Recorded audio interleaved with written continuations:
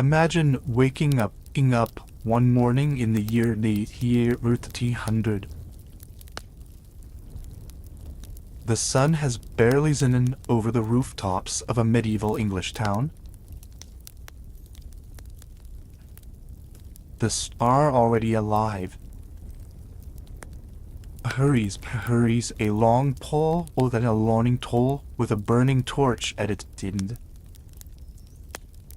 The oil lamps lit the night. A woman walks carefully along the gutter. From leather sack. A boy runs between the market stalls, crying out a price for onions in a voice so practiced it seems almost musical. And somewhere in a back alley near the tanner's quarter, whose job title translates roughly as gong farmer, some the language, meg, language, meg wand, the medieval world was a world of work. Almost everyone worked, from the earliest age at which they could be useful to the last day they were physically able.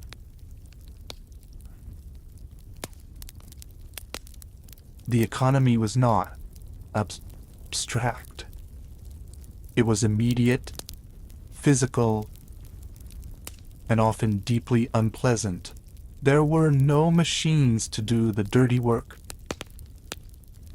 No chemicals. The waste. No electricity. No systems of plumbing to carry away what needed to be carried away. Every task that modern civilization has mechanized, or simply made invisible was, in the medieval world, someone's job.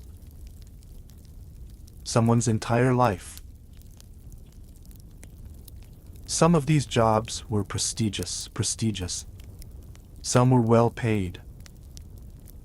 Some conferred social status and even nobility, and some were so strange, so specific, so deeply rooted in the condition of medieval they almost impossible to explain to a modern audience without explaining the world that made them necessary. This is the story of those jobs. The lost, the forgotten, the absurd, the essential, and the occasionally magnificent occupations of the medieval world. It is also, inevitably, the story of the world that created them. A world without running water, without electricity, without the germ theory of disease, without printed books, without gold dyes, without mechanical clocks, and most of the 10,000s inconveniences that modern people take entirely for granted. Understanding what was missing is the only way to understand these joys existed, and why in some cases, the people who were valued, feared, or regarded with a mixture of gratitude and profound social contempt,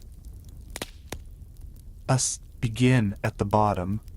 Literally, the gong farmer was the man, or occasionally the team of men, responsible for emptying the cities and cities. The word gong is an Old English term for privy or latrine. and the Gong fam farmers consented of descending into these pits, shoveling out,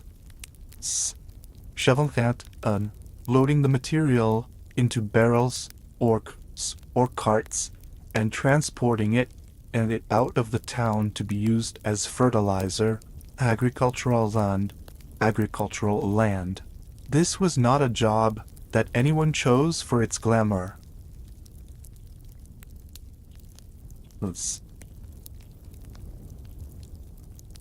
Is because medieval towns generated enormous quantities of human waste and had no sewage sense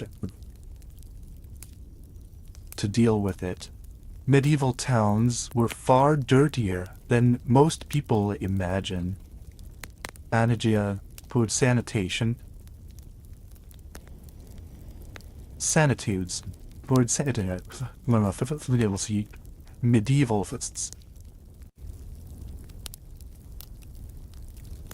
Filth suggests. Urban authorities were genuinely concerned about waste management. Not primarily for reasons of health. The connection between human waste and disease was not understood in the modern sense, but for reasons of smell, aesthetics, and the simple practical problem of streets becoming impassable, London's authorities issued repeated ordinances throughout the medieval period requiring householders streets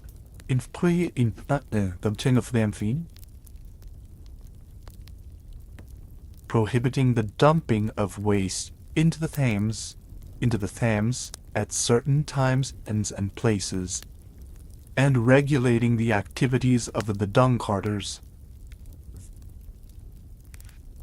Transported cities waste. These ordinances were imperfectly enforced, as such ordinances usually are.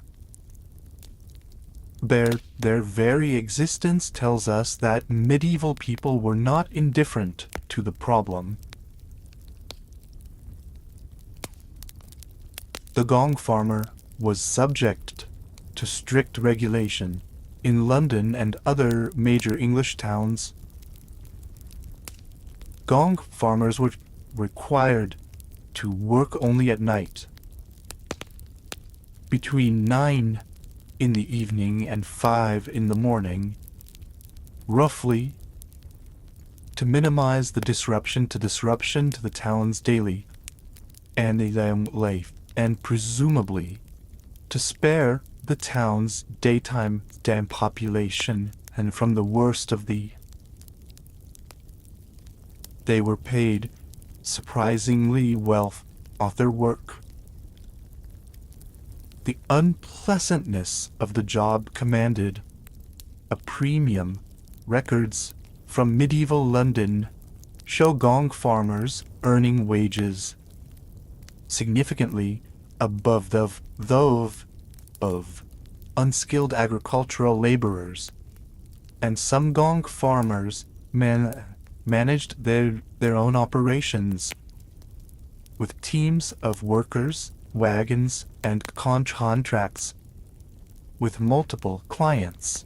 The cesspit itself was an engineering of buildings under a latrine, which in a wealthy household might be a proper stone-built structure with a wooden seat,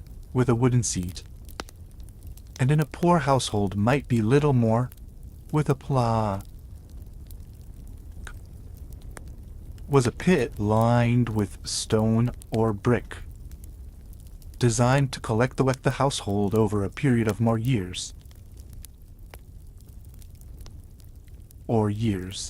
before it required teeing in a large monastic establishment or a royal palace. These pits could be enormous. Their emptying was a major undertaking. The records of Newgate Prison in London include accounts the include gongs of gong forage empty the prison cesspits, and the accounts were scale of the scale.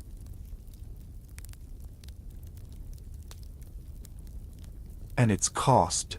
The gong farmer's most famous medieval moment comes from a document of 1326, which records Richard the Raker, a London gong farmer, fell through a rotten plank. In the privy, he was emptying and drowned in pit below. This detail, preserved in a London and record, has been cited by historians of medieval scenes as events, only evidence, both of genuine physical danger of the occupation and the matter-of-fact attitude with which medieval record keepers noted such deaths. Richard the Raker was doing his job. He fell in and drowned. The court recorded it. Life. The work of sanitation went on. The material that the gong collected was not simply waste. It was, in the agricultural economy of the medieval world, a valuable resource.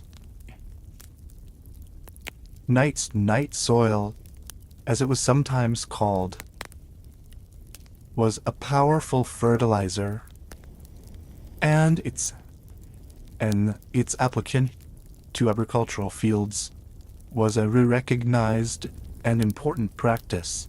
The gong farmers who transported London's waste, London gardens, surroundings surrounding the city, were essential forming in the city's food supply chain.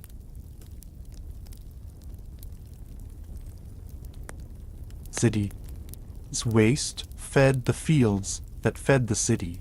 There was a circular logic to this arrangement that modern waste managements, for all their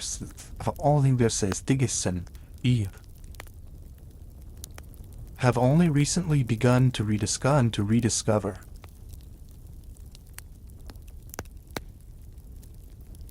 Medieval medicine was built on a theoretical foundation that, from a modern perspective, seems almost entirely wrong. The dominant medical theory of the medieval period, heralded from the ancient Greek physician Galen, through like Arabic medical writers like Avicenna, held that the human body was governed by four humors: blood, phlegm, yellow bile, and black bile. Health was the proper balance of these four humors. Disease was their imbalance. The therapeutic goal of the medieval physician was to restore balance, and the primary tool for doing so, in many cases, was the removal of bloodletting, the deliberate extraction of blood from a patient. Was one of the most commonly practiced medical procedures in the medieval world. It was recommended for a vast range of conditions, from fever to mental disturbance, from skin disease to constipation. It was practiced not only by physicians, but by barber surgeons, and by monks in monastery infirmaries. It was performed on the healthy as a preventive measure. Many monasteries had scheduled bloodletting sessions for all their monks several times a year, regardless of whether anyone was ill, and it required in its most common form, lees,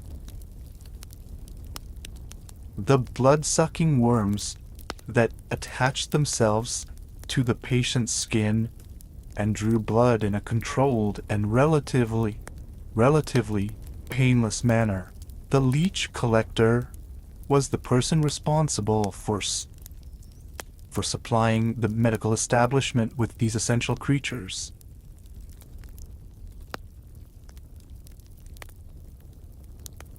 Leeches in the medieval period were gathered from pondmen's memes, where they lived in the mud and water. The leech collector, sometimes a woman, sometimes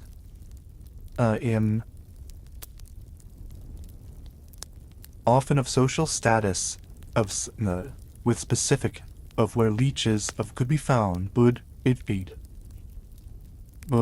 wade into the water and allow the leaves to attach to their bare legs, then move them and collect in containers of water for sport and sale. This was not a pleasant occupation. The leech's bite was not usually painful, but the repeated attachment and removal over the course of a working day left the collector's legs bleeding wounds, and the work required standing in cold water for extended periods. The collector's legs were, in effect, the bait. Leeches were a significant commodity. Physicians, apothecaries, monasteries, and hospitals all required regular supplies, and a good source of leeches could sustain a collector's livelihood for years. The word leech itself is instructive. In Old English, the same word, lured, meant both the worm and the physician who used it, suggesting how central bloodletting of the period. A physician who practiced bloodletting elites, inces, and the equation between the two was apparently not considered insulting. The barber surgeon was a related figure whose combined functions that modern people would consider entirely incompatible.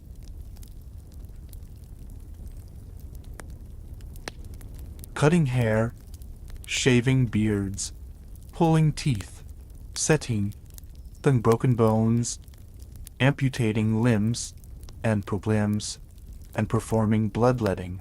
The red and white striped pole that still marks barber shops in many countries, a direct survival of medieval barber surgery. The red blood, the white represented the bandages, and the pole itself,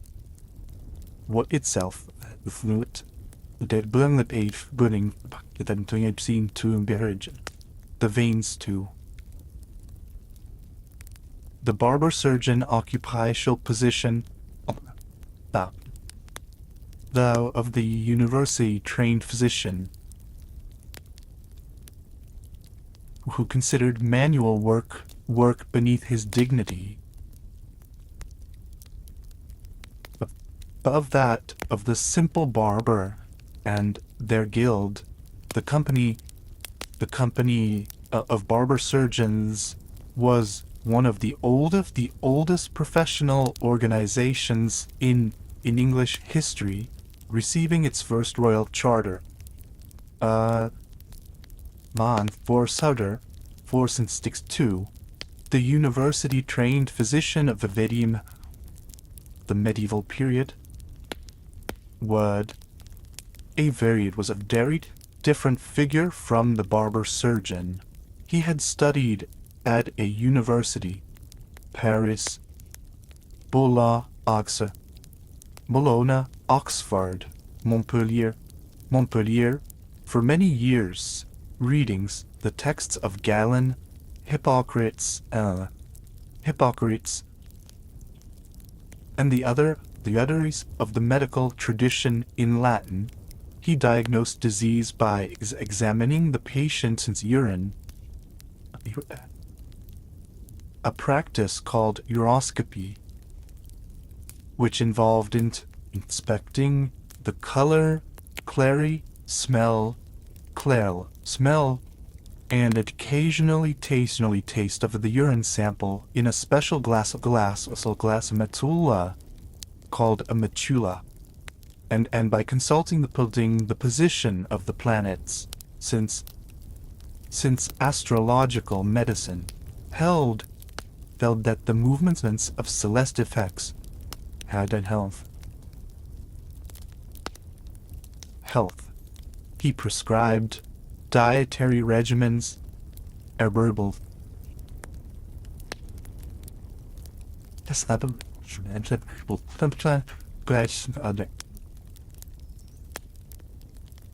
calendar. He rarely touched the patient directly. That was the barber surgeon's work. He charged fees that placed his services entirely beyond the reach of the majority of the population. For most medieval people, the choice in illness was between the barber surgeon, the local wise woman, or her pilgrimage, prayer, and pilgrimage to a healing shrine, in nothing at all. In the medieval economy, left-a-meal industry in Europe. Wool cloth, produced primarily in England, Flanders, and in Italy, was the commodity that drove international trade. The great banking families of Florence built the magnificent churches of the Cotswolds and employed more people than any industry outside of agriculture. And within that industry, some of the most important and most unpleasant jobs belonged to the workers who processed raw wool into finished cloth through a series of stages that involve substances and techniques of considerable ingenuity and equally considerable repulsiveness. The fuller was the worker responsible for one of the most stages in woolen cloth production.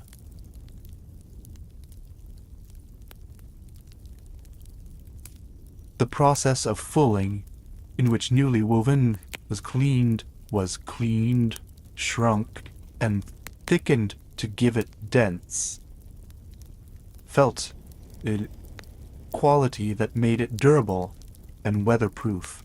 Fulling required the cloth to be beaten and worked while wet, and the traditional medium for this work was not water alone, but water mixed with a substance full of earth,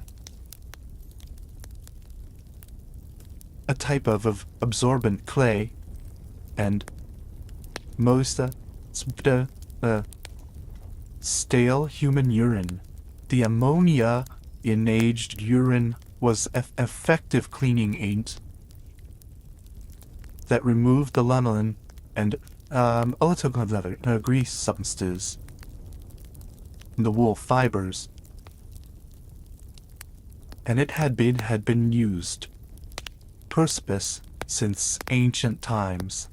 Fuller's yards, the establishments,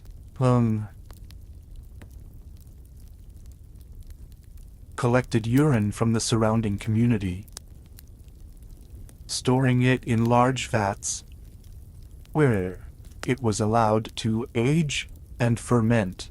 Workers, called walkers in some regions, would stand in these vats and tread the cloth underfoot, working the urine into the fibers with their bare feet.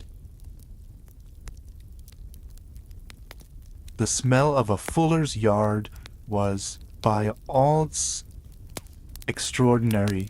Fuller's yards were typically required by town ordinances to locate themselves on the downwind edge of settlements and in operation in certain durations.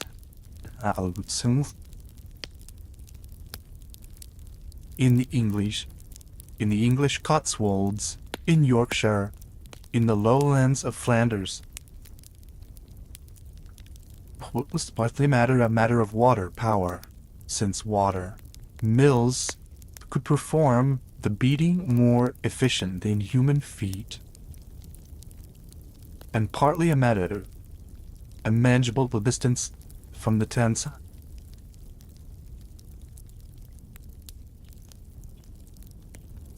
The workers who spent their days in Fuller's yards were marked by their occupation in ways that went beyond mere smell. Prolonged exposure to the ammonia in aged urine caused irritation and eye problems, and then the physical work of treading the cloth hours at a time was exhausting. The dye worker, the person responsible for coloring finished cloth, worked substances that were, in many cases, equally strange, equally toxic. The range of colors available to medieval dyers was narrower than the modern palette. The production of each color required specific raw materials. Red, one of those. In medieval European culture, associated with wealth, power, and the church, which was produced from several sources. The most accessible was madder, a plant whose roots yielded a red dye of moderate quality, a much brighter and prestigious red than creme from kermes. A scale insect harvested from oak trees in Mediterranean regions, and from the 15th century onward, the disca of cochineal, another of gunseal, another scalet, harvested from cacti in the Americas by indigenous peoples, and brought to Europe by Spanish traders, would transform the dyeing industry with vivid, seemed almost supernatural to European eyes. Blue dye presented its own challenges.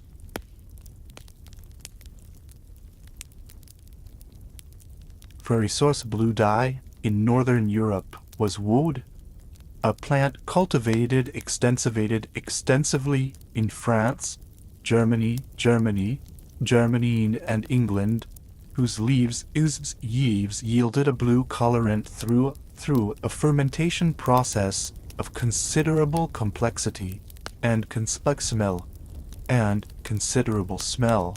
The wood vat, in which dried and ground wood leaves were fermented with various ingredients including stellene, urine, bran, and alkali, produced a blue dye through a chemical process that medieval dyers understood empirically through long experience.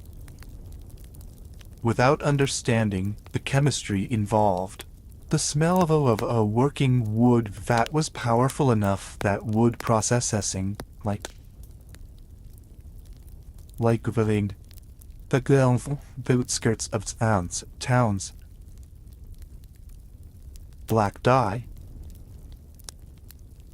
seemingly the simplest color, was in fact one of the most technically demanding to produce in a stable, lasting form. The most reliable method involved iron-rich water, often water that had passed through iron-bearing rock formations, combined with tannin from oak galls or tree bark. The iron and tannin reacted to produce a deep black.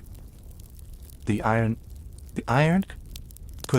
could also damage those through time, a problem that plagued the dyers of expensive black cloth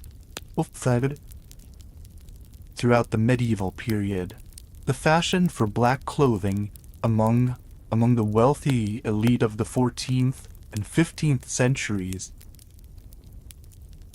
documented in the sumptuous and black velvets and gamas of Burgundian court, drove an enormous technical investment in the production of stable, rich black dye, and the dyers who mastered this art were among the most skilled and best paid craftsmen in the textile industry. In a world without newspapers, without printed notices, without the ability, that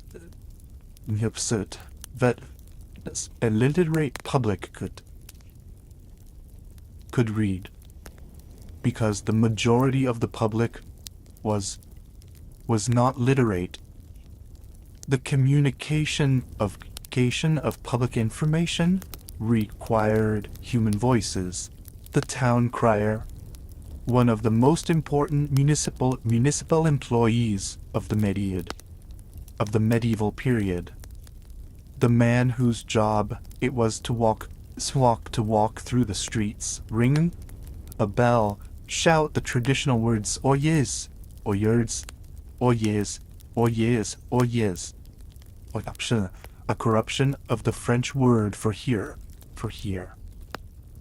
And then whatever official information town authorities needed communicate to the public.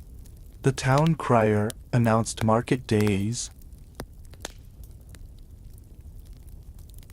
He proclaimed royal decrees and the orders of local magistrates.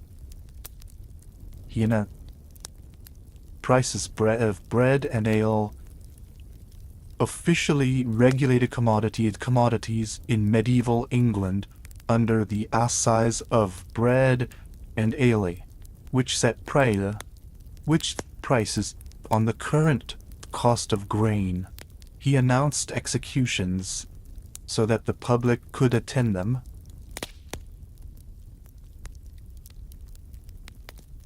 Executions were civic events in the medieval period, attended by large crowds, and their audience as part of their deterrent function. He announced lost property and sought information about crimes.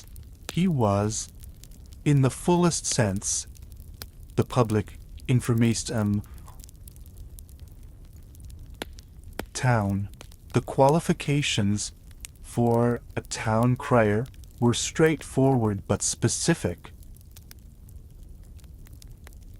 A loud voice, clear diction, sufficient literacy to read the announcements he was given, enough dignity and authority to command the attention of a busy marketplace. Town criers were not low-status workers. They were official of municipal employees, often required to wear a livery coat in the town colors, and their words had legal weight. The traditional protection against attacking a town crier. Don't shoot the messenger. In its most literal form, reflected the crier's status as an official representative of civic authority. The related figure of the bellman performed similar functions, but was more associated with the nighttime hours. The bellman was the man who walked streets night, ringing a bell at regular intervals to reassure the town that all was well, or to raise the alarm if it was not. The bellman was an early form of night watchman, combining the functions of hourly time announcement in a world accessible to ordinary people. His cry through the dark streets, typically announcing the hour and the weather, was a regular feature of medieval urban life, that appears in poetry, in sermons, and in legal records from across the period. The link boy occupied a related niche in the nocturnal economy of the medieval town before street lighting did not become common even in major European cities until the 17th century. Walking through streets and trade is genuinely dangerous, not only because of the risk of crime, but because of the physical hazard of uneven cobblestones, open gutters, and the general darkness of streets. Without artificial illumination, the link boy was a boy, typically a young adolescent, who carried a torch made from a bundle of rushes soaked in pitch, or tallow, and who hired himself out to accompany wealthy pedestrians through the dark streets, lighting their way. Link boys gathered at the entrances of taverns, theaters, other places of evening entertainment, waiting, who needed to find their way home safely.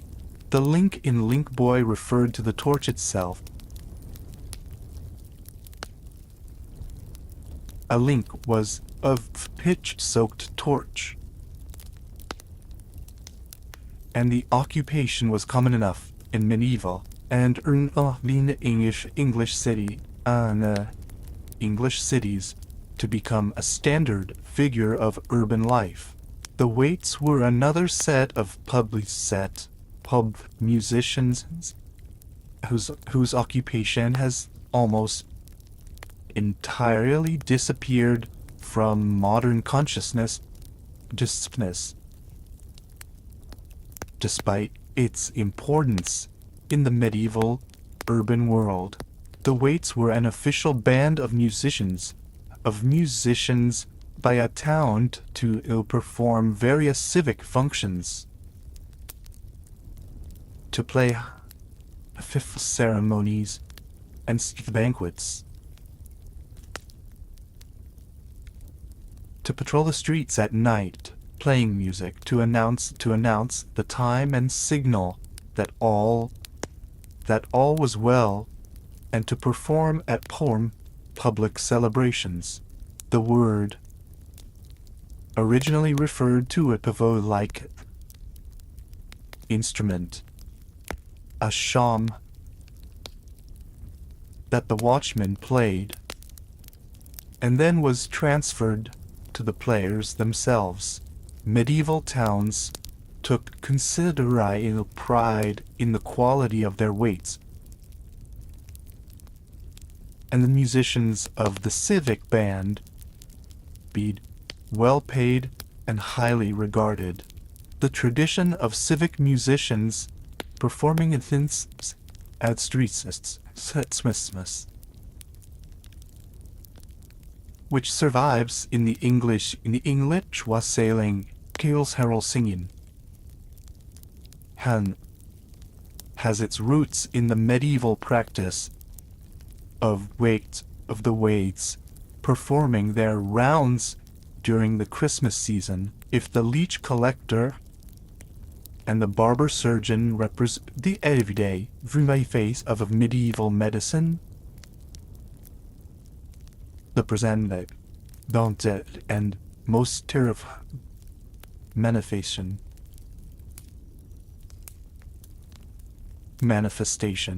The plague doctor was a physician,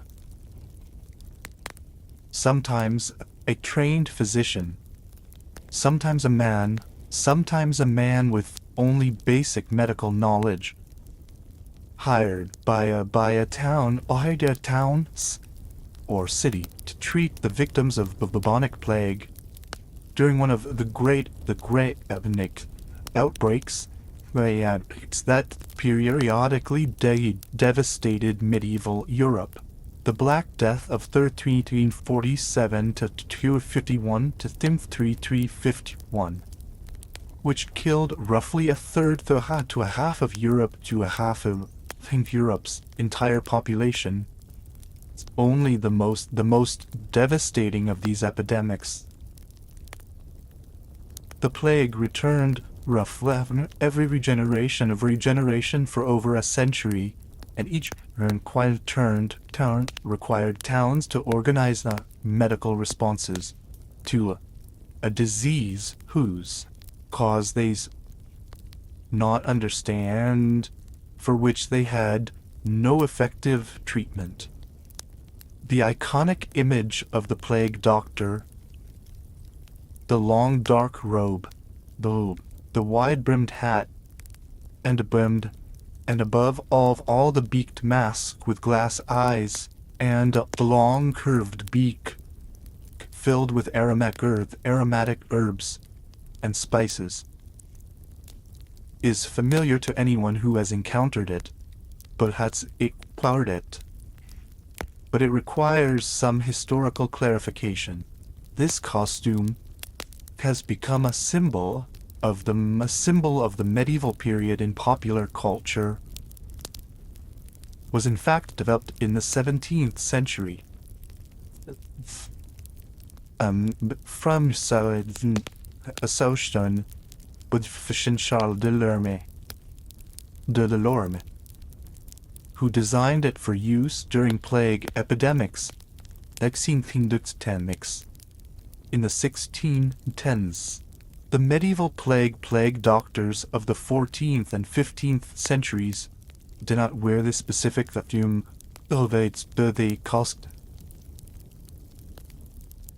though did various precautions against what they believed was the miasmatic air.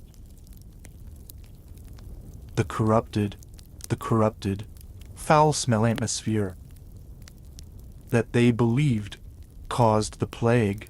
They carried aromatic bundles of herbs, clothing, and in some documented cases, indeed, it ends in the medwurels.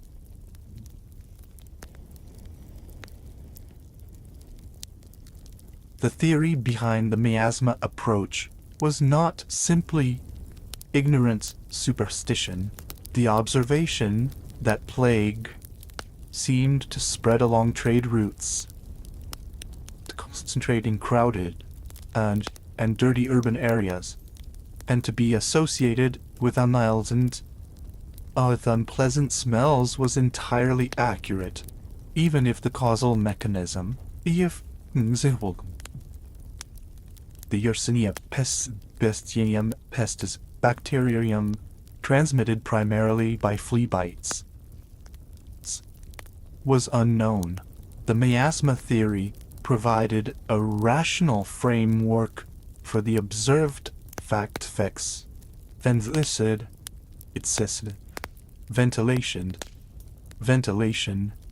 cleanliness, the burning of aromatic herbs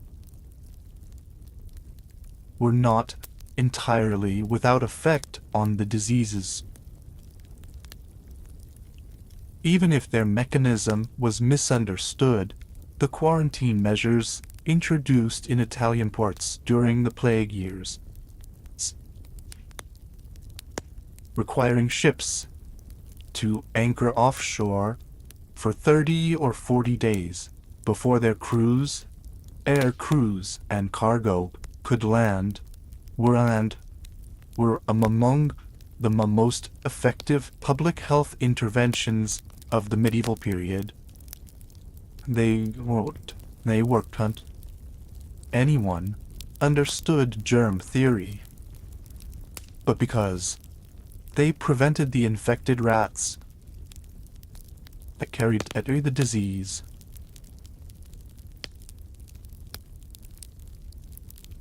The tooth drawer was as a figure whose existence testifies to both the universality of dental pain in the medieval world and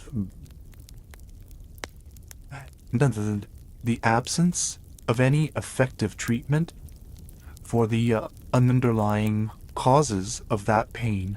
Medieval people had considerably better teeth than in its own imagination suggests. Diets,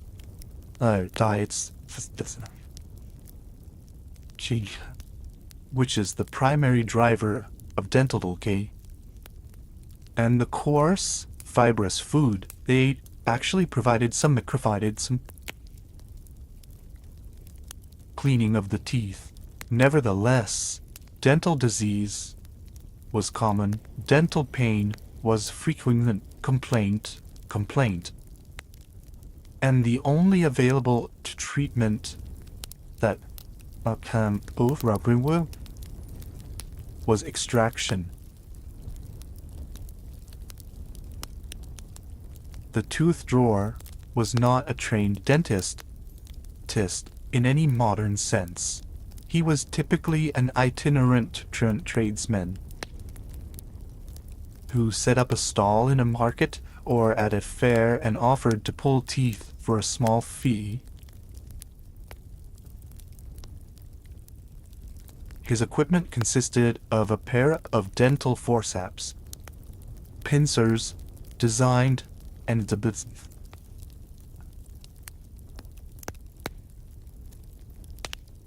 anesthesia did not exist. The patient sat in a chair or on a stool. The tooth drawer gripped the tooth with his forceps and pulled.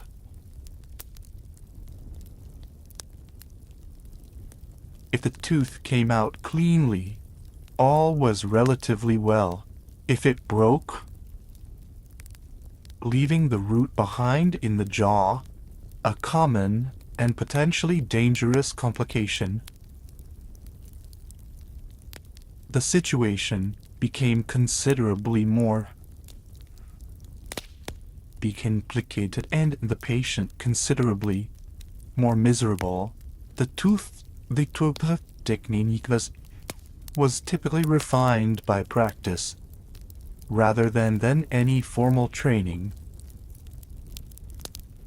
And the best of them, the best of the skickly, and with minimum additional damage.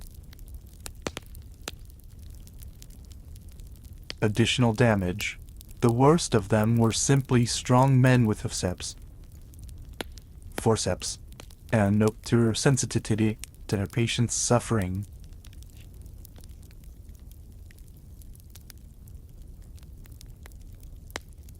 The wound surgeon occupied a more prestigious position than the tooth drawer, but worked in conditions of equal or greater danger. His own as well as his patients'. The wound surgeon treated the injuries of battle, of accident, and of the various forms of judicial punishment. Law prescribed. He set broken bones, cleaned and dressed wounds, amputated limbs that had become gangrenous, and treated arrow wounds, sword cuts, and crush injuries with a combination of genuine skill and an entirely misguided theory. The cleaning of wounds with wine, a common practice documented in medieval surgical texts, was actually somewhat effective as an antiseptic, though for entirely wrong reasons. The alcohol content of wine inhibited bacterial growth. Not because medieval surgeons knew about bacteria, but because wine was a readily available liquid, but also happened to have useful.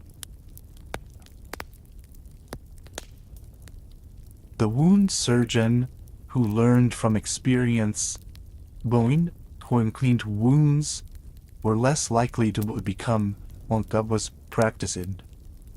A form of empirical medicine that produced real results even without the theoretical framework.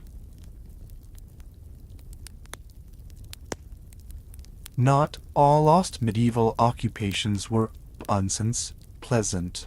Some were, at least on the surface, among the most enviable jobs one could imagine. Being paid to entertain, make people laugh, to perform acrobatics and batics and magic tricks and comic routines for audiences that ranged from villages to royal courts. The medieval entertainment industry was vast, varied, and considerably sophisticated. The loan of a lone jester in motley cap suggests. The court jester, in Latin, the joculator or scura, in English the fool, was a figure of considerable complexity in the medieval court. The stereotypical jester, with his parti-colored costume, his cap with bells, his comic patter, busfun, was a real funereer. Of a real. But the reality of the court fool was considered fool. That the stereotype suggests the best documented court jesters of the medieval and early modern periods were not simply comedians. They occupied a unique that gave them a presence then it's not Hey, muck. To mock the king. Comment on court politics. And speak uncomfortable truths under the cover of comedy. This license was not unlimited. Jurors who overstepped could be beaten or worse. But it was real.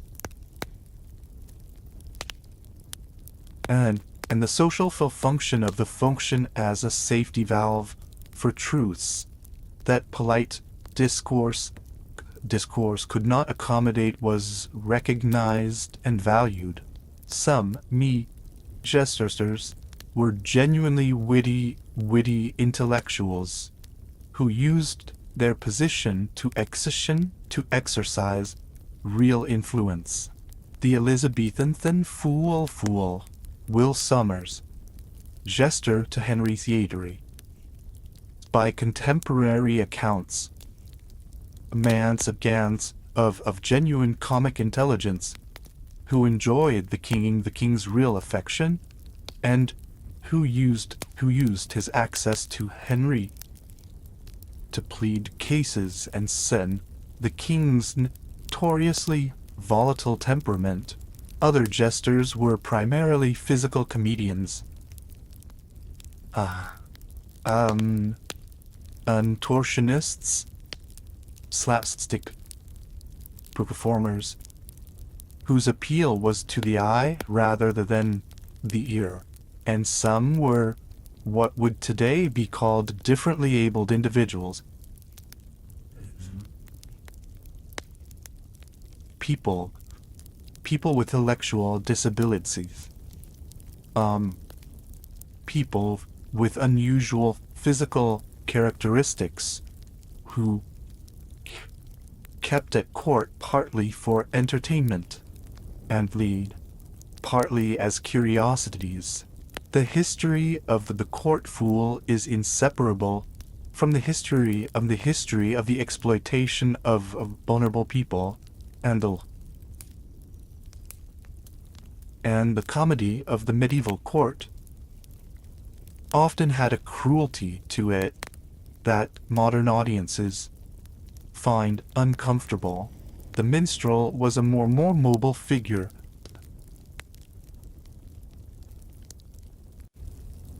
A travessia musician and storyteller who moved from court to court, from fair to fair, from great hall to great hall, performing songs, reciting tree, telling stories, and playing a variety of instruments. The medieval minstrel tradition was the primary vehicle for the transmission of vernacular literature in an age before printing. The best minstrels were not simply entertainers, but repositories of a vast oral tradition that included epic poetry, lyric songs, comic tales, and historical narrative.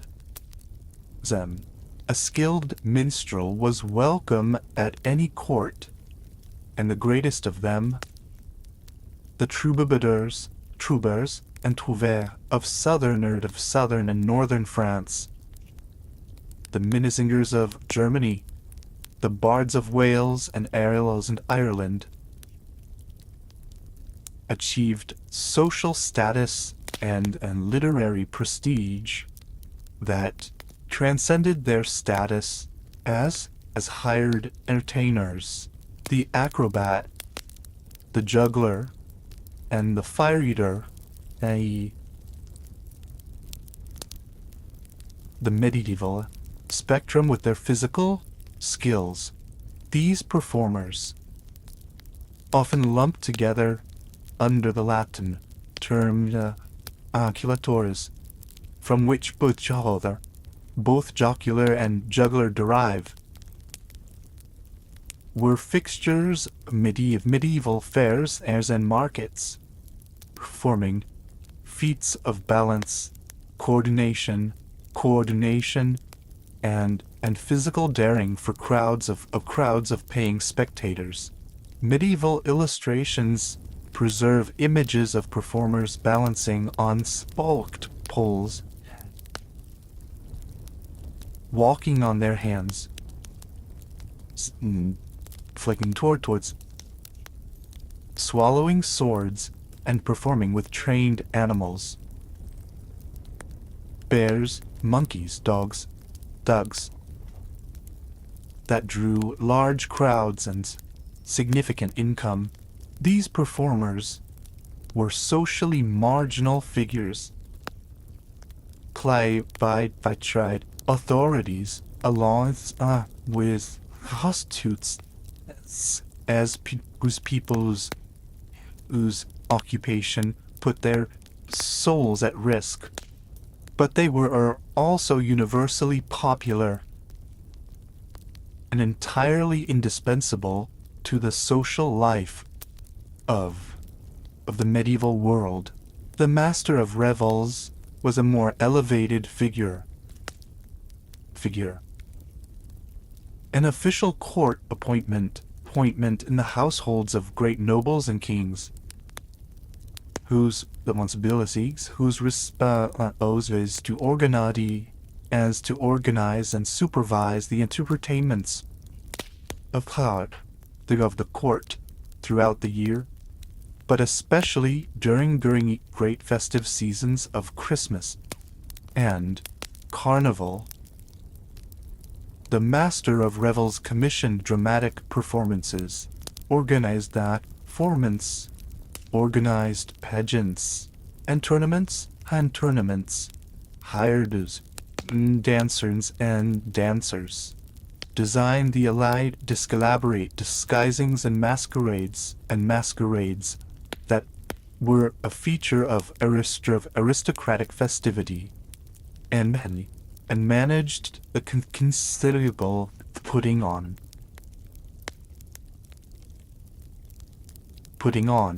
entertainment for court of hundreds. In the English royal court, the master of revels eventually acquired censorship authority over all theatrical performances. A development of the early modern period that shows how seriously the authorities took and social power of entertainment. Medieval people were not different to smell. They were, in fact, intensely concerned with it.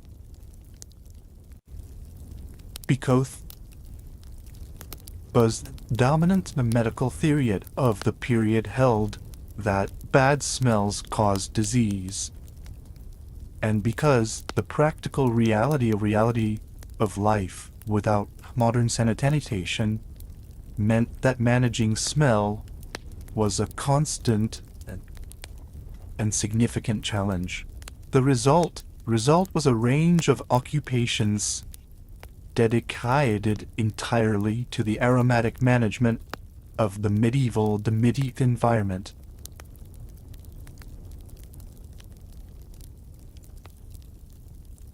The herb strewer was an official position in the English royal household, whose responsibility was to scatter aromatic herbs on the floors of the royal apartments. Before the widespread use of common in England only in 8th and 17th centuries, the floors, even the grandest medieval buildings were typically covered with rushes. Dried stems of the rush plant laid down in a thick layer that served as insulation, as noise dampening, and as a surface more comfortable to walk on than bare stone. The problem with rush-covered floors was that they accumulated over time everything that was dropped on them. Food scraps, the smell waste from the dogs that were a fixture of every grill hall, medieval hall, spilled drink, and the general detritus of a busy household. The rushes were changed periodically. But between changes they could become remarkably unpleasant. The herb strewer's solution was to mix aromatic herbs, lavender, rosemary, meadowsweet, mint, thyme, chamomile, into the rushes, so that as people walked on them, the herbs released their fragrance, and at least partially masked the less pleasant odors rising from beneath. This was not merely cosmetic. Aromatic herbs do had antimicrobial properties, and the regular introduction of lavender and rosemary into the floor covering had a small but real effect on the microbial environment of a medieval great hall. The herb strewer was also responsible for scattering flowers and herbs on the floors during festive occasions, a practice that survives strewing of flowers before a bride at a wedding, though original purpose was aromatic rather than decorative. The rushes layer was the person responsible for the actual laying down of fresh rushes. The job required physical labor. The sort subsisting interest and of rush, and an eye for the even distribution of the material. Surface. In a great medieval hall, the floor area might cover several thousand square feet, and keeping it covered with fresh rushes was a significant logistical undertaking. The rushes had to be cut, dried, and laid down in food to provide a comfortable layer, then placed when they had become too soiled to continue on their purpose. In a royal palace or a major noble household, the management of the floors was a year-round responsibility involving multiple works. The perfumer,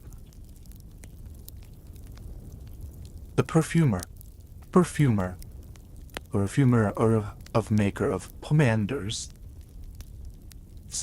function at a more personal scale.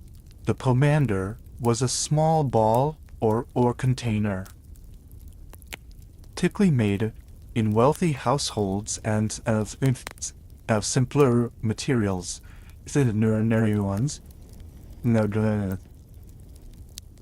filled with a mixture aromatic substances, ambergris, musk, civet, cloves, cinnamon, and various resins. It was carried in the hand or worn around the neck, and it served both as personal friends and as a prophylactic against the miasmatic that was believed to carry disease. During plague epidemics, physicians and city officials had to enter infected arid areas carried pomanders or nosegays. Bunches of aromatic flowers and herbs, which they held to their faces to breathe through, a practice that was medically ineffective against Yersinia pestis, but psychologically important and turned out infected areas marginally useful. The laundress occupied a position that combined the management of genuinely demanding clinical labor.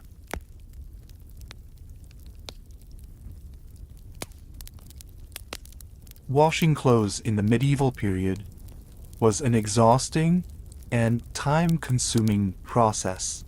Fabrics, primarily wool, and linen, mixed with wood ash lye or stale urine, beaten with wooden paddles, rubbed vigorously by hand, rinsed in running water, and then dried in the sun. The alkaline lye and urine removed dirt and grease effectively. The ultraviolet light out of sun and disinfecting effect. Even though medieval laundresses, these mechanisms, the laundress was a figure of significant economic importance. Household, and a skilled laundress who could clean fine woolen and linen garments without damaging them,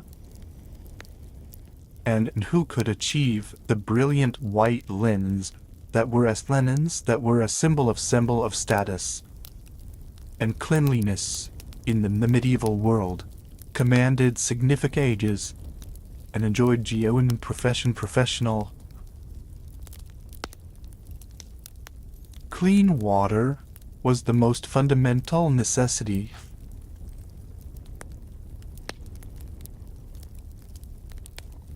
Supply was one of the most persistent and complex challenges of medieval urban existence. Modern turn on a tap and receive clean, treated, pressurized water without thinking about it. Medieval people had no such convenient and the obtaining, transporting and distributing of water, but the given of the urban workforce, the water carrier, called in various medieval source, the quarius, the water bearer, or simply the waterman, was the person who physically transported water from its source to its point of use in cities and towns without adequate, well-covered or public fountain access. The water carrier was an essential figure. He loaded large vessels, barrels, clay pots, leather containers, onto a yoke or a cart, filled them at a river, well or pub conduit, and delivered water door to customers who paid. The water carrier was a low status but entirely essential worker, and in a city, medievalis, the Seine was the primary water source for a population of perhaps perhaps 200,000 people, the Guild of Water Carriers, the Porteur d'eau, was one of the most numerous and economically important trade organizations. The quality of the water being carried by modern standards problematic. River water in a medieval city was contaminated with everything discharged into it. Sewage, industrial waste from tanners and dyers and fullers, animal waste from the slaughterhouses, and the decomposing remains of animals that had died in, or near the water. The connection between contaminated water and disease was not understood. The germ theory of disease would not be established until the 19th century. And medieval people drew their drinking water from the same rivers into which they discharged their waste, with entirely predictable consequences for public health. The periodic epidemic outbreaks that devastated medieval cities, plague, but dysentery, typhoid, and a range of waterborne infections, were in large part a consequence of this contaminated water supply, but medieval municipal authorities treated them to miasma, demeaned punishment, or the influence of, rather than to water itself. Some medieval cities made genuine efforts to improve their water supply through engineering. London's first public conduit, bringing water from a spring in Paddington to a cistern in Chapside, in the 13th, 17th, and represented significant civic investment in water infrastructure. Paris had a system of public fens by aqueducts dated to Roman times, and maintained and extended throughout the medieval period.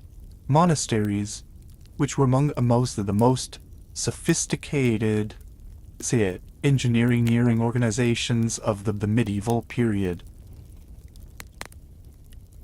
typically built elaborate water supply systems for their own use, combining gravity-fed conduits, lead piping,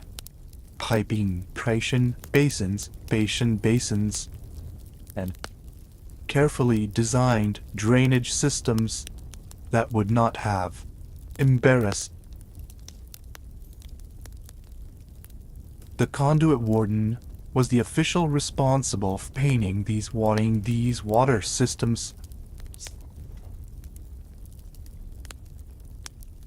keeping the pipes clear, repairing leaks, managing flow of water to different outlets, and preventing unauthorized of the supply. In London, the conduit wardens were elected officials of the relevant city wards. To the constables, to the aldermen, the brodermans of Villogleith and of Lynsons,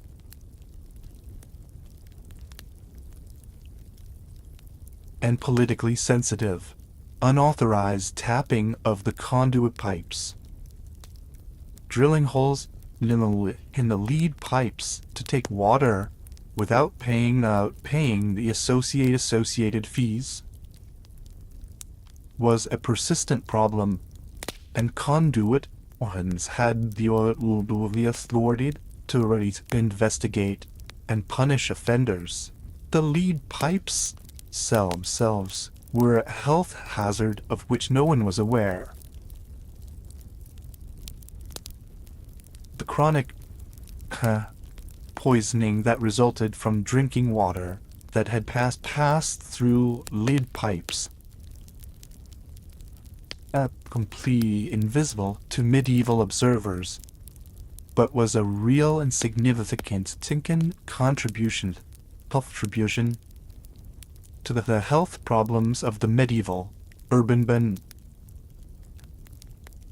The well digger was another essential figure in the water supply chain,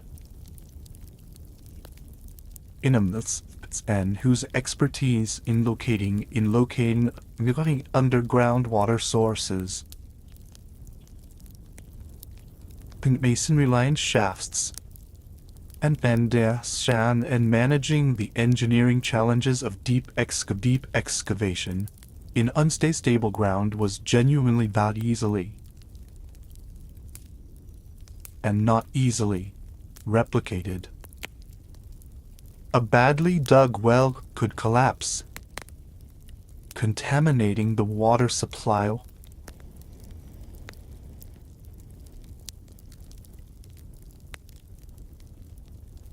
A well dug too close to a cesspit could become contaminated with sewage percolating through the soil.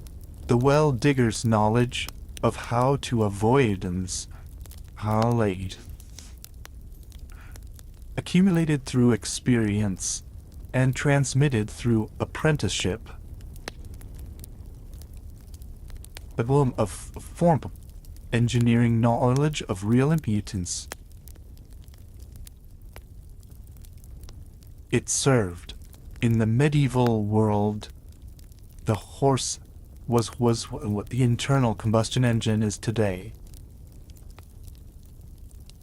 The primary source of mobile power that made everything else possible. Horses plowed fields, transported goods, carried armies, moved powered messages. That filled in physical infrastructures and commerce. The care, feeding, breeding, training, shoeing, and medical treatment of horses was accordingly one of the largest and most economically significant the medieval economy, and the occupations associated. It ranged from the humblest stable boy to some of the most prestigious positions in the royal household. The marshal was, in the medieval period, one of the most important officers or noble household. The title derived from the old Germanic words for and servant, and originally dated the person responsible for the horses of the household, their feeding, their exercise, their health, and their deployment, in a period when a great lord's horses represented an investment comparable to a modern person's fleet of vehicles and equestrian equipment combined. The marshal who oversaw them, a person of genuine importance. Over time, the marshal's role expanded. Horse senses were essential to military operations. The marshal who controlled the horses became involved in military logistics, and from military logistics 6. It was a short step to military command.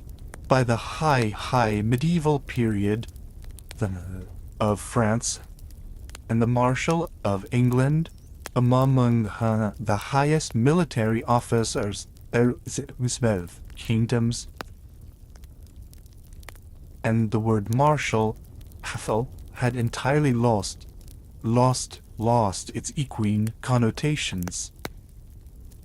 Though its origin in the horse economy of the early world remained etymologically preserved.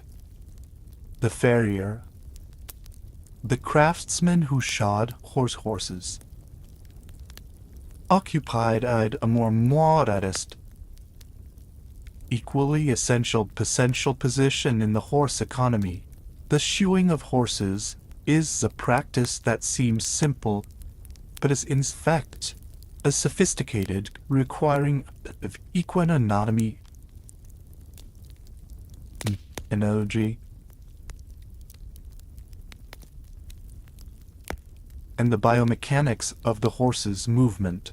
A horse shod incorrectly, with shoes of the wrong size or shape, attached tightly, with nails driven at the wrong angle, will go lame, and a lame horse in the medieval world was economic loss. The farrier had to understand the informations of different horse hooves, the different types of work, and that the technique of forging iron shoes to the precise dimensions were hint for each individual horse. His forge, his hammer, his anvil, and specialized nails of a trade that had changed little since the Romans introduced horseshoeing to northern Europe. And that would not change substantially until the mechanization of agricultural work in the 19th and 20th centuries made the horse largely the horse leech, not to be confused with the human leger,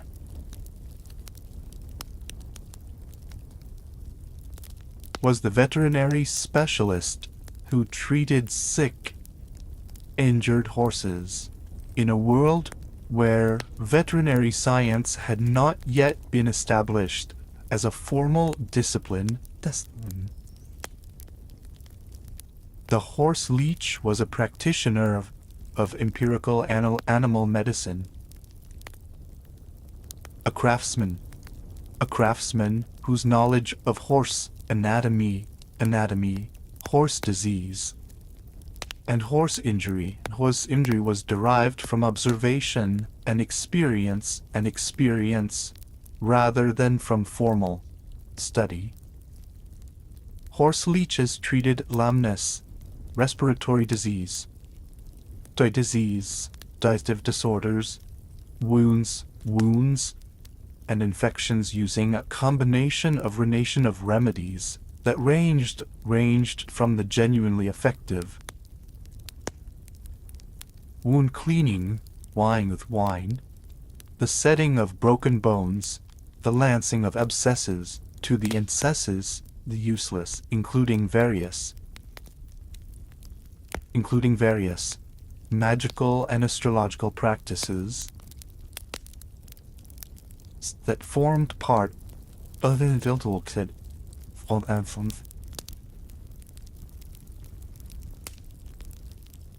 and animals. The palfrey man and the destrier handler occupied specialized positions of the noble household.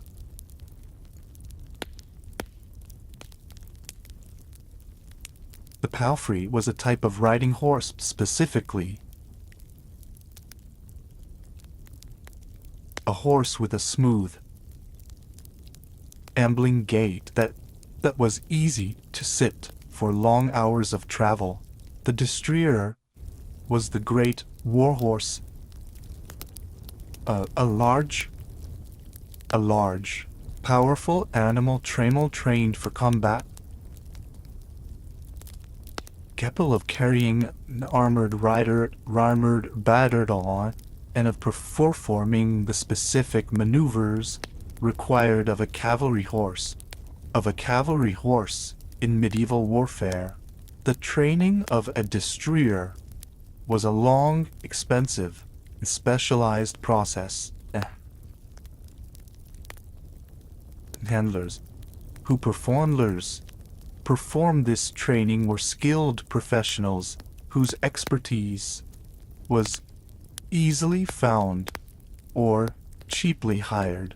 A fully trained warhorse in the high medieval period was one of the most expensive items a knight could possess, worth several years of a craftsman's, and its care and training were correspondingly serious matters. Before Gutenberg's printing press, which began producing printed books in eventful figs, every book in Europe was a manuscript, a handwritten object produced by a human being with a pen, requiring hours, days, labor for each page. The world of the manuscript book was a world in which written knowledge was lidded in human skill, human time, and the people who produced and decorated manuscripts. Among the most highly skilled craftsmen of the medieval period, the scribe was the person wrote the text of a manuscript. In the early medieval period, scribes, almost exclusively monks, working in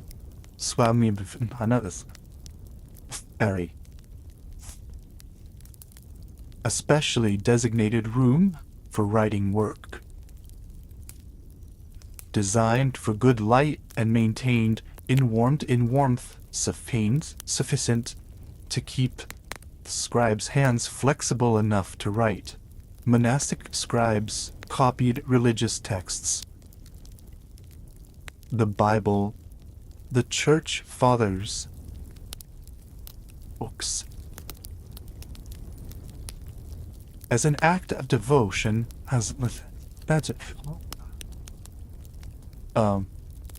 Library, the great monastic scriptoria of the early medieval period. At Lindisfarne in northern England, at St. Gallen in Switzerland, at Tours in France, produced those books of extraordinary beauty and scholarly importance, and the tradition of monastic book production preserved the classical learning that might otherwise have been lost entirely during disruptions of early medieval period. By the high medieval, the growth of universities, the secular elite, and the increasing commercial demand for books had created a secular scribal profession. Professional scribes worked in university towns, Paris, Bologna, Oxford, producing copies of academic texts for student use. They worked in the chanceries of kings and great lords, drafting and copying the legal documents, letters, and administrative records on which medieval government depended. They worked as commercial copyists, taking orders from wealthy patriot texts,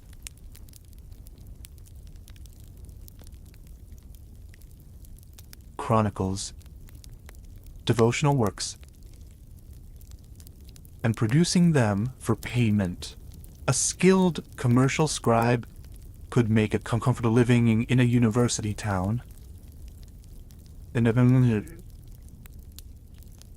better when employed on senescence and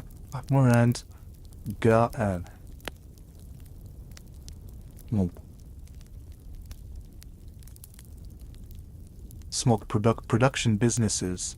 The illuminator was a separate specialist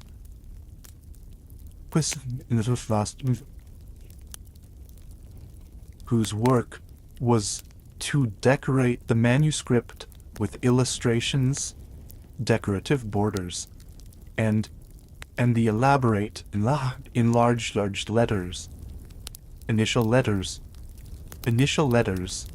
with which medieval books began their chapters and sections. The word illuminated refers to the gold leaf. It's often used in manuscript decoration, which reflected light and gave the page luminous quality. The application of gold leaf to a manuscript was a complex process requiring a special adhesive, gesso, a mixture of white lead, fish glue, and various other inks to be applied in the shape of the desired design, allowed to dry to a slightly tacky state, and then covered with extremely thin sheets of beaten gold to the gesso, and were a mirror finish. This technique,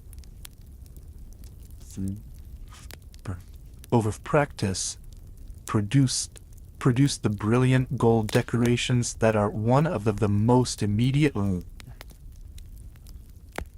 irrecognizable features of the medieval illuminated manuscript.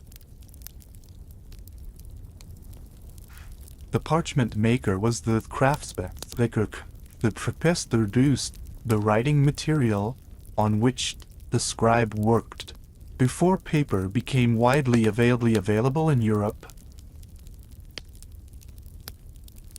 A process that began in earnest in the 13th century as paper mills spread westward from their origins in the Islamic world.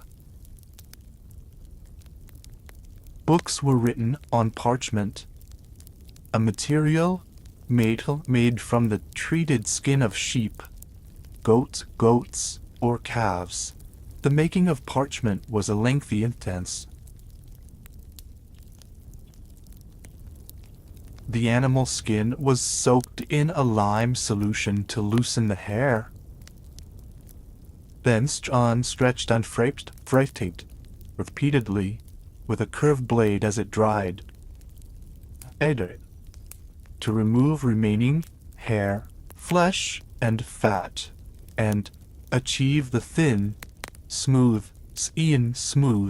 even surface required for writing. Vellum, made from the skin of young calves or stillborn animals, was the finest and most expensive grade, producing a surface so smooth and white that it seems almost to glow. A single large Bible written on vellum might require the skins of several hundred calves, which gives some sense of the material investment involved in medieval book production. The bookbinder completed the process, taking the individual written lead and assembling them into a bound volume. Medieval book binding was a craft of considerable complexity and beauty, involving the folding and sewing of leaves into gatherings, the attachment of the gatherings to leather-covered boards, decoration of the binding with leather designs, metal placings, square pieces, and bosses that protected the binding when the book was laid flat. The bindings of medieval books were, in many cases, objects of art in their own right, and best binders were craftsmen, high skill, and significant status.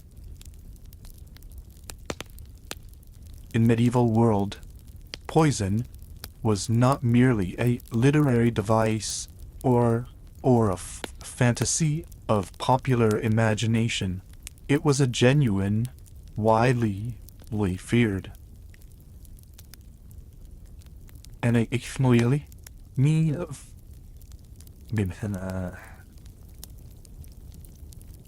of being poisoned was a constant feature of the landscape of medieval rulers and their courts. From this fear emerged one of the most peculiar of all medieval, the food taster.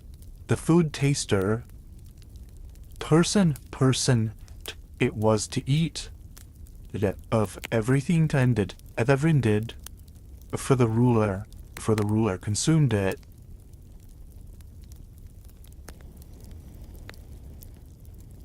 Was a recognized position in the households of kings and great nobles. The logic was straightforward. If the food was poisoned, the would be the one to suffer consequences, allowing the ruler to remain safe. The practical effectiveness of this precaution was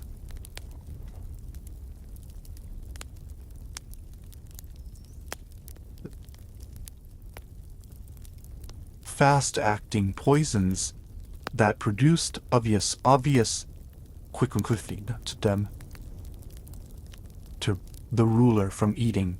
Slow-acting poisons, cumulative poisons, substances effects would only become apparent hours later, offered protection at all, but the psychological reassurance offered by the food taster was significant, and the position has been seriously enough of multiple medieval courts. They call courts.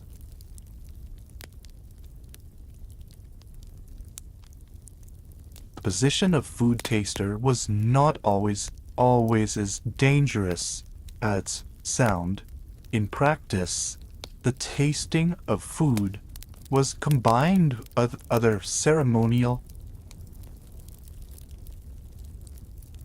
The official tasted the king's wines was also the officer who presented it, and the ritual of tasting was as much a ceremony of honor and trust as a practical precaution against poisoning at the highest levels of the royal household. The positioned issued with food and drink. The butler, the pantler, the carver, the cupbearer were positions of genuine prestige held by members of the nobility who served the carved not as menial labor, but as an expression of feudal loyalty and to royal power. The assayer occupied a related, more technical role in the medieval court's defenses.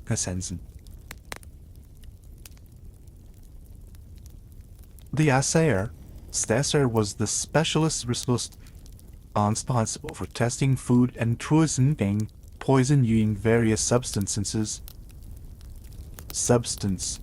Believed to detect or neutralize toxic agents. The most prestigious of these was the narwhal tusk, called the unicorn horn in medieval Europe. Since the narwhal was unknown and the spiral horn was believed to come from the legendary unicorn horn was believed to sweat, change color, or produce other visible reactions in presence of poison. And it was accordingly one of the most valuable objects in the medieval world. A narwhal tusk, a tusk of good quality, was worth many times in gold, and was owned only by the very wealthiest rulers and nobles.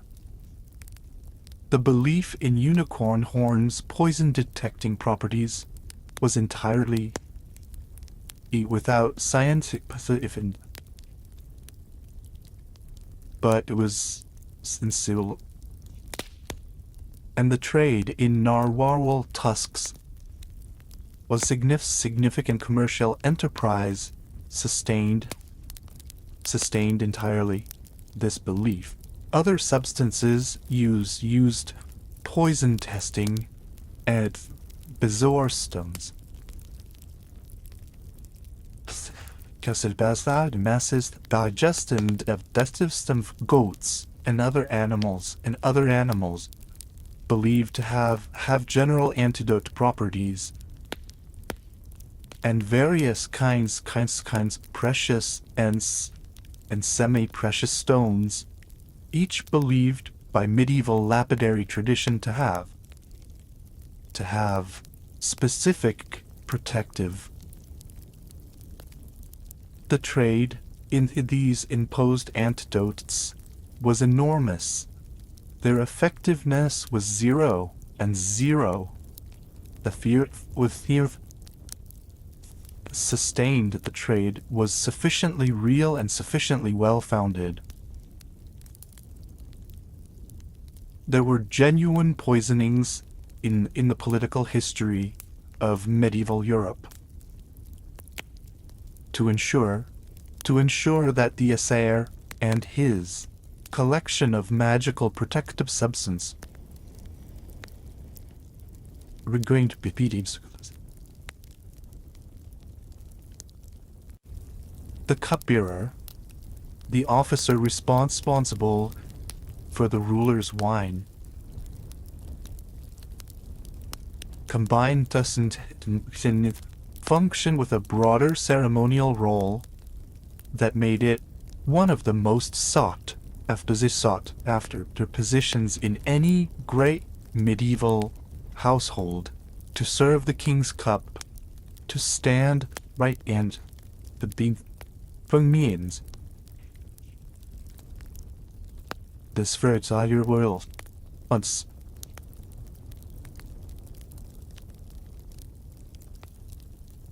And proximity, the cupbearer's position was accordingly into point to royal favor for ambitious young members of the nobility who served in these household roles as a stales in building personal relationships with the ruler that were the foundation of advancement in the medieval political world. The relationship kept medieval people and animals was fundamentally most modern people with the animal world. Animals were present everywhere in the medieval environment. Not in the countryside, but in the streets.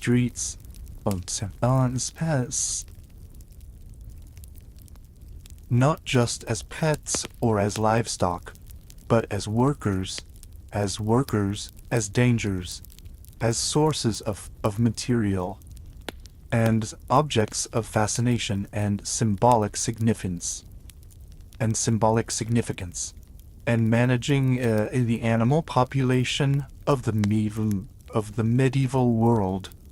The occupation of a range of specialists whose jobs have almost entirely disappeared.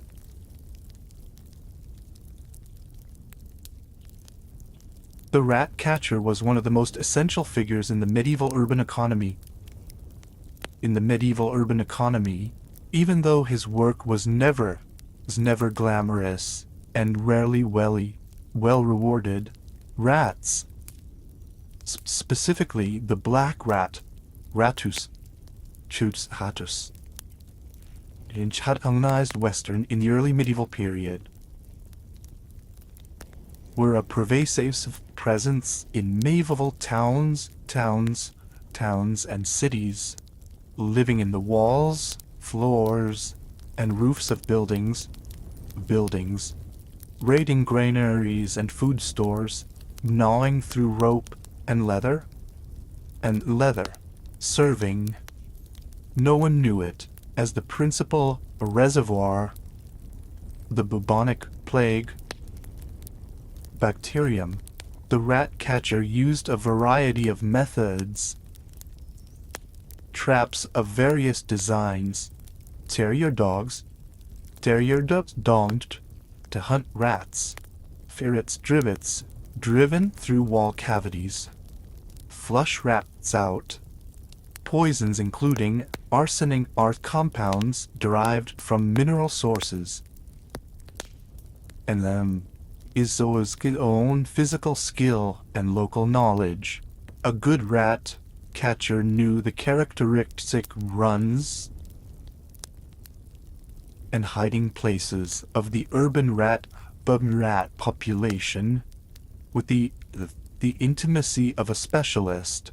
The dog whipper, also called the dog pelter or the verger's dog whipper, was a church official whose specific responsibility was to keep dogs out of the church during services.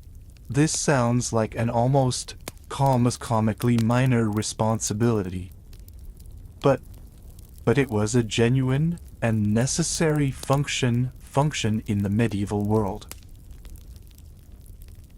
Dogs were everywhere in medieval society, primarily as pets in the modern sense, but as working animals kept hunting, herding, guarding, and pest control.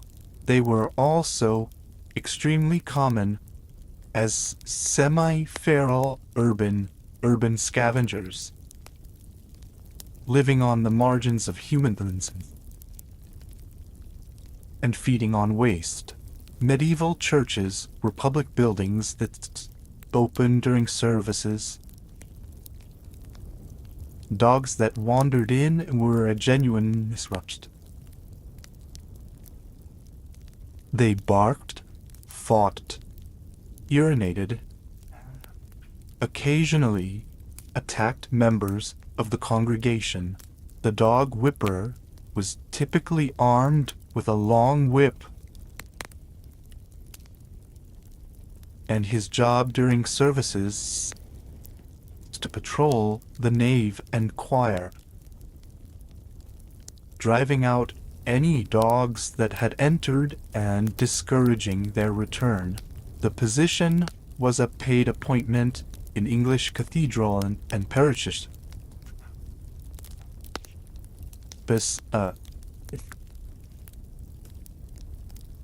and in some, it drawed the prestigious statutes.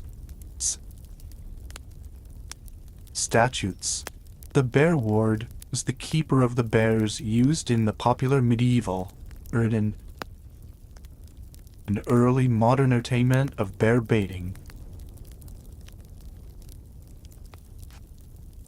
In bearment, which is a chained bear by specially trained dogs, with spectators betting on the outcome.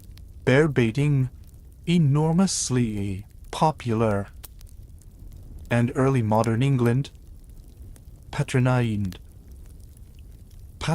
by royalty and commoners alike, and the bear wards who managed the bears, skilled animal handlers who also traveled with the charges to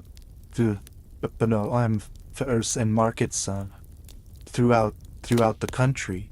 The bears were valuable property.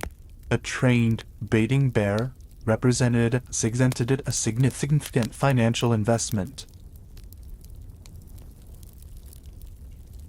And the bear ward's responsibility for their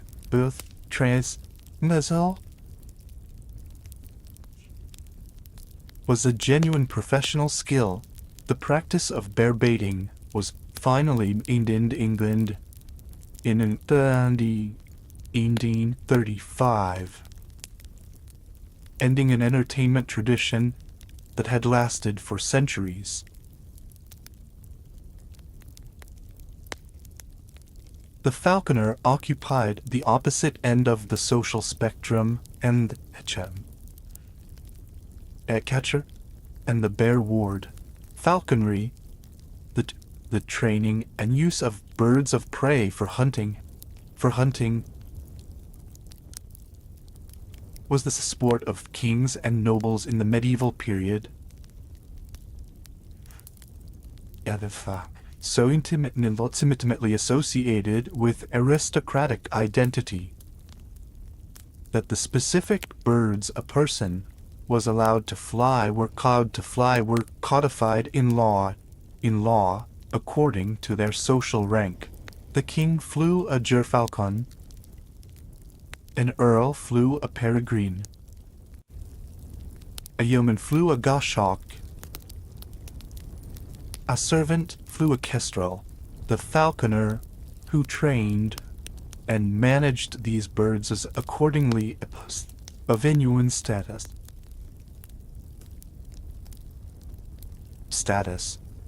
living in the household of a great lord, responsible for animals of enormous value and significance.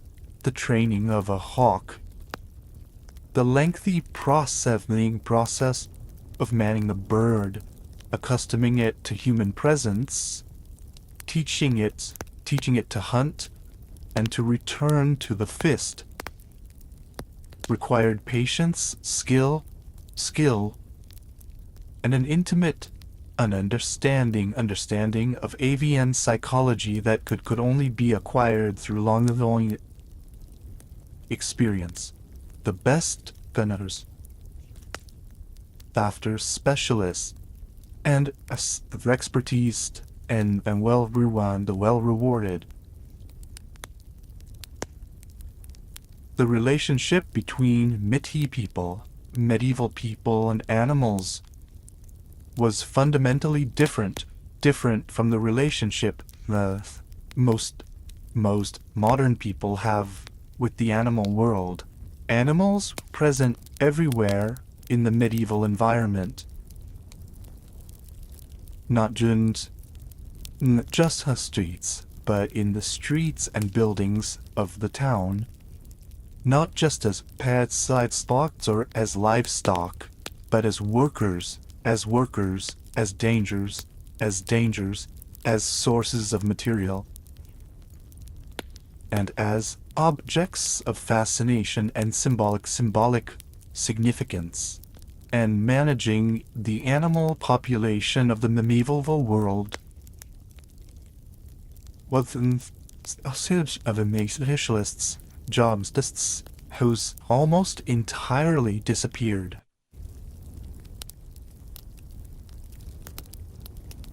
Dev was one of the elves of the most in medieval urban economy. The medieval urban economy, even though was never glamorous and rarely well rewarded.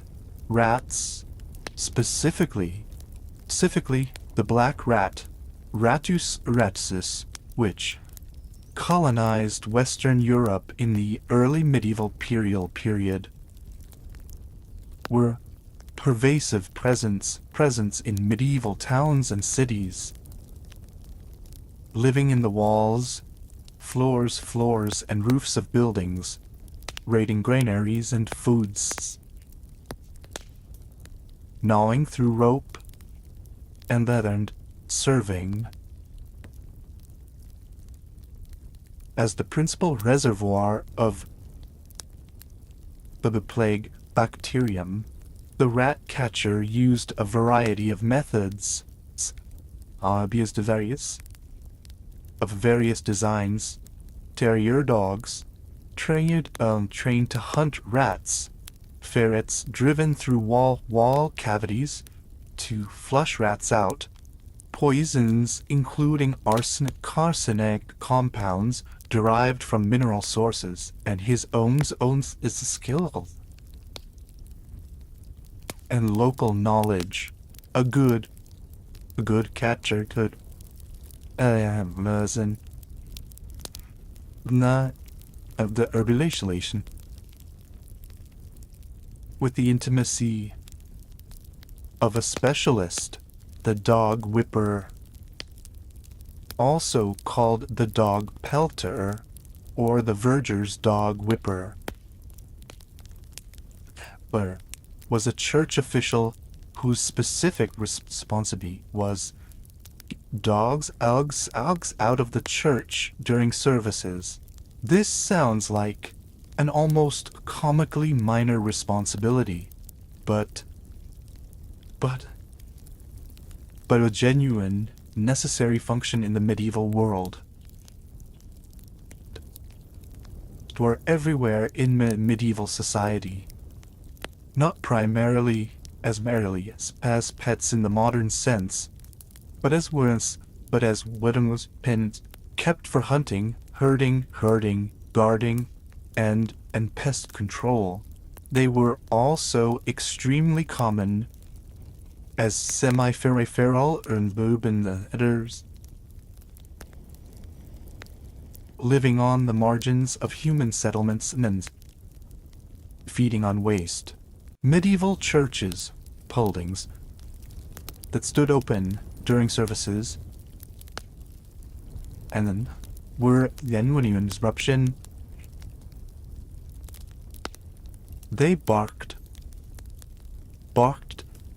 urinated, and occasionally attacked members of the congregation. The dog whipper was typically armed, a long whip, a staff, and his job during services was to patrol the nave and choir, driving out any dogs that and discouraging their return.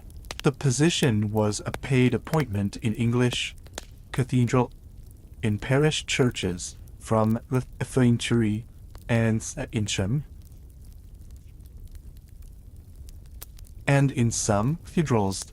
The dog whipper's duties were formalized into constitutes. The bear ward was the keeper of the bears used in the popular and modern entertainment of bear baiting. A spectacle in which a chained bear was attacked by specially trained dogs, with spectators betting on the outcome. Bear baiting was enormously popular in medieval and early modern and patronized by royalty, peasantry and commoners alike, and the bear wards who managed the bears were skilled animal handlers, who also traveled with their charges to perform at fairs and markets throughout the country. The bears were valuable property. A trained baiting bear represented a significant financial investment. And the bear ward's responsibility for their health, training, and transportation was a genuine professional skill. The practice of bear baiting was finally banned in 1935, and that it lasted for centuries. The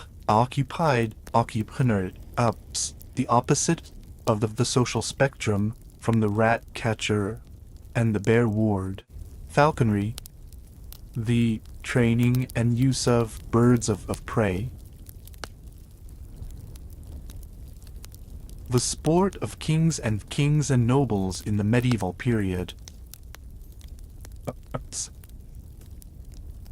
A practice so intimately associated with aristocratic identity that the specific birds of this person was allowed to fly were codified in law according to their social rank. The king flew a gerfalcon, an Erlua peregrine, a yeoman. A servant flew a kestrel. The falconer who trained and managed these birds was accordingly a genuine status, living in the household of a great lord, responsible for enormous value and symbolic significance. The training of a hawk, the lengthy process of birding, accustoming it to human presence, teaching it to hunt and to return the fist, required patience, skill, and an intimate understanding of avian psychology that could only be acquired long experience. The best falconers were sought after specialists. Species recognized and well rewarded. We have traveled through the working world of the medieval period, encountering in their daily routines the gong farmer and the leech collector, the fuller and the pardoner, the sin eater, and the plague doctor, the herb strewer, and the town crier, horse leech, and the illuminator, the food taster, and the rat catcher. We have seen a world in which every task that modern technology has automated, mechanized, or rendered invisible required a human being with specific tools, and the willingness to show up and to do the work every day, regardless of how unpleasant or dangerous or socially stigmatized that might be. What does this world of lost occupations tell us? It tells it's to ambused and boust and the extraordinary between the material conditions and the maneuver life of the modern world, the absence of running water, of sewage systems, of mechanisms, of mechanical power, of printed books, of chemical dyes, of anesthesia, of antibiotics, of likes, of heat, of refrigeration. Each of these absences created employment. Each problem that technology has since solved was, in the medieval world, someone's livelihood. The gong farmer exists because there is no sewage system. The leech collector exists because there is no synthetic pharmaceutical industry. The scribe exists because there no printing press. The town crier exists because is no mass media. To trace the disappearance of these occupations is traceries. History of technological change, and to understand what was lost in human skill, in communal knowledge, in the particular intimacy between a craftsman and his material, as well as what was gained. It tells us, second, about the complexity of social hierarchy in the menarchy in the medieval world. The gong farmer was socially stigmatized and entirely indispensable. Was a figure of a figurehead, and to the Vincent, who exercised real cultural power. The court jester had no formal status and enormous informal influence.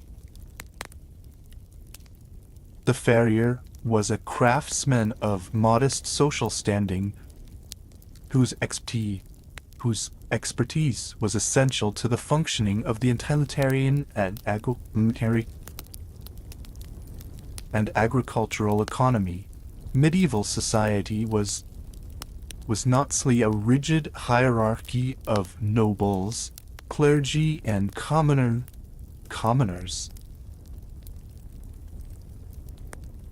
It's a complex web of occupational specializations, each with its own internal hierarchy, its own culture, its own relationship to the social structure above and below it. It tells us, third, about the universality of certain human needs. For cleanliness, for laughter, for beauty, for spiritual comfort, for the management of pain and fear, and about the creativity with medieval people, those needs within the constraints of their technology and their understanding of the world. The herb strewer's solution to the problem of the smelly medieval floor was not elegant by modern standards, but was an intelligent response to a real problem within the available means. The illuminator's gold leaf technique was a from the Lexman's produced objects enduring beauty. The falconer's understanding of avian science psychology was a genuine scientific achievement, even if it was framed in terms entirely different from modern behavioral science. And it tells us, finally, something about the dignity of work, even of work that is unpleasant, of work that is stigmatized, even of work that leaves no monument, and no wreck except a line a line in a municipal account calc, or a passing reference in a court record. The medieval world was built by people who did jobs, would find extraordinary, wasn't, or simply incomprehensible. They did them because they had to, because it was their livelihood, because needed doing, and in the doing, they were entirely human, complaining about customers, taking pride in their skill, arguing with their guild about builds, teaching the trade, and going home at the end of the day to whatever passed for rest in a world that worked from dawn to left in the record only the faintest traces the lives contained.